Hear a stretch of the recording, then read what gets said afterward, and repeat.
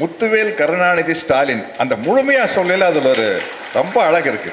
இது விவரம் இல்லாத சில பேர், என்ன நீங்க தமிழ்னு பேசுறீங்க, ஸ்டாலின் பேர் வச்சிருக்கீங்க.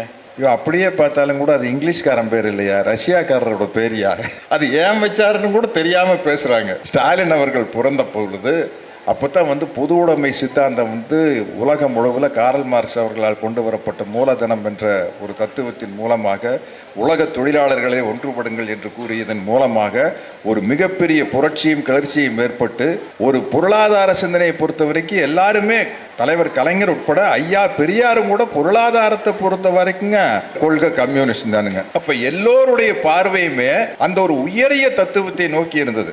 அப்போ ஒரு குழந்தை பிறந்தது கலைஞருக்கு, ரெண்டாவது பையன். அந்த நேரத்தில் ரஷ்யால மிகப்பெரிய புரட்சி ஆரம்பிச்சு லெனின் அதுக்கப்புறம் ஸ்டாலின் வந்ததுனால அவருடைய நினைவை போற்றும் விதமாக ஸ்டாலின் அப்படின்னு இவருக்கு பேர் வச்சார்.